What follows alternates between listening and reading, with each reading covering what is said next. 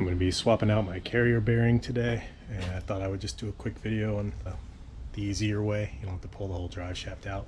First thing you want to do is chalk the front wheels and get the rear wheels off the ground a little bit so that you can manipulate the drive shaft. This is the new bearing I'm going to use. This is the Spicer bearing, but Spicer is the OEM, and you can see that this bearing actually has Toyota stamped on it. I'll put the, if you can't see that, I'll put the part number in the description. Alright, so before you start pulling things apart, you want to make sure that you mark your flanges to your drive shaft so you can put it back in the same orientation once you put it back together. Alright, so next we're going to take the 4 bolts out of the flange here.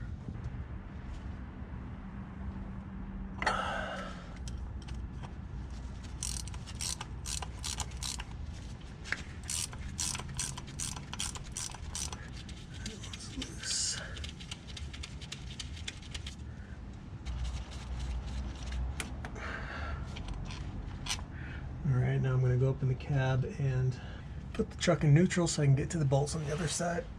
So now the truck's in neutral, I can rotate this to the other side here. And I'm going to put it back in park. The best wrench for getting these out is just a nice long box wrench. 6-point box wrench is the best. There we go.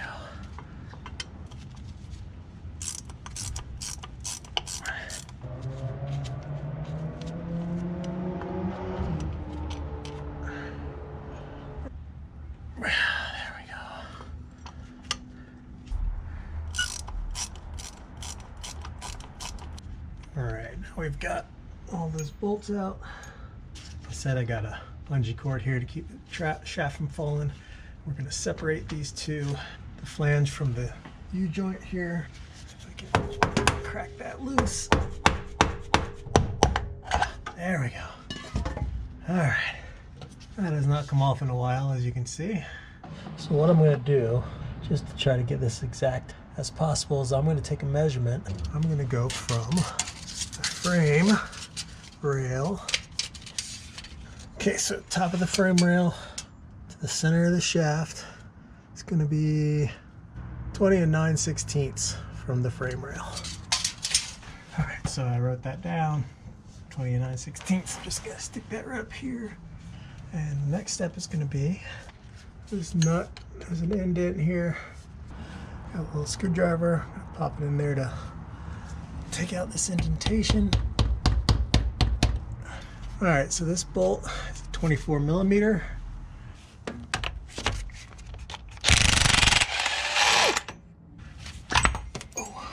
Now we can unbolt the carrier bearing. Okay, so the carrier bearing bolts are 14. I'm going to make a mental note that the carrier bearing is slid all the way forward.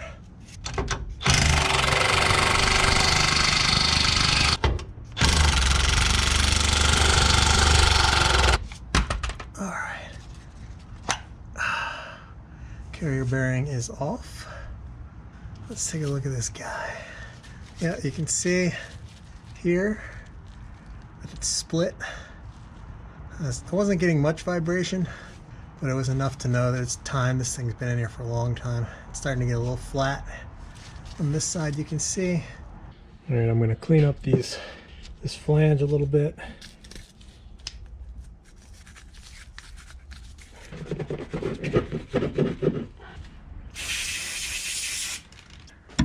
Mating surface I'm going to hit with a wire wheel.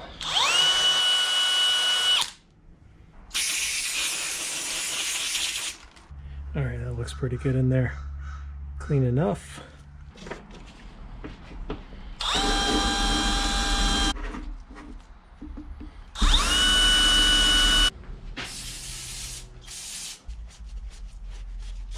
Alright, got that pretty clean. That doesn't look clean, but it's smooth again. Give the splines a little bit of a light cleaning. They're already pretty clean, but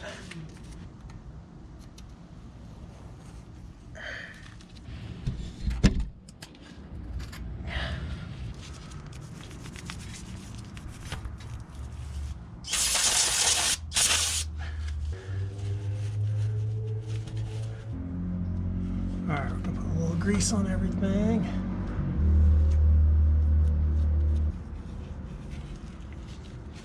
So we're going to put on the new bearing with the arrows facing towards the front of the truck. So there's two little arrows on the bottom here. Those are going to go towards the front. Okay.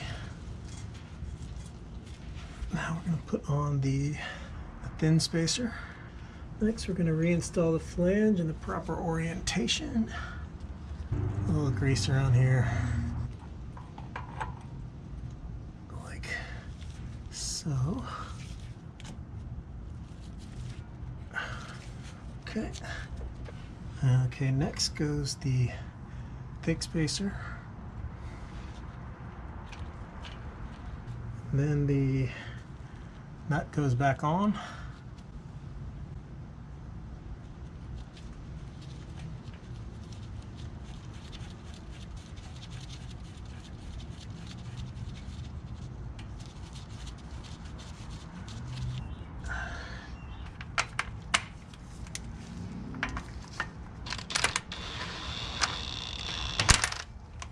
I'm going to go ahead and put the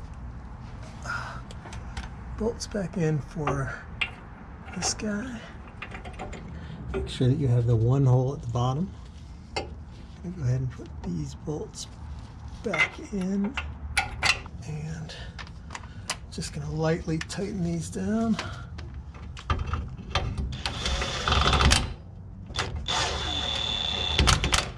And we're going to torque this center nut to 133 foot-pounds. Okay, that's 133. Then we're going to back that nut back off. That's just setting the bearing. There we go. And then we're going to re-torque that nut to 60 foot-pounds. Okay. And we're going to re-engage the little catch divot thingy, majigger, madoodle. Alright, that's good. Now what I'm going to do is I'm going to loosen these back up.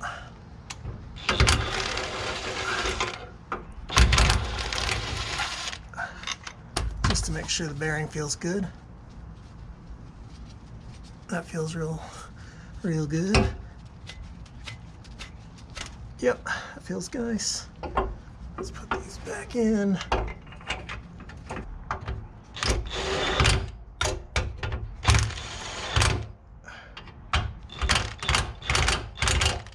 Okay, now let's take our measurement. We got 20 and 9/16. And move over a little bit more this way. Oops. There. Let's try that. That's it. Perfect.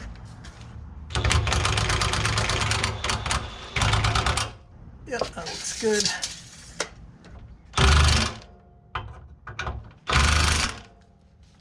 Okay. Just checking here to make sure everything looks like it's nice and straight. Now we're going to go ahead and put the drive shaft back in place. So, got one. I got 2. 4. Let's go ahead and put some of these on there. So these are supposed to be 54 foot-pounds. I don't have any way to torque them properly because I don't have like a box style torque wrench. So I'm just going to do the best I can to get close to 54 foot-pounds. Feeling it. That feels about 54. That feels like 54. So let's go up in the truck and put it in neutral and swing that around again. All right. That's everything. All right, I'm gonna go ahead and clean up all my tools and take it for a test drive and see how it feels.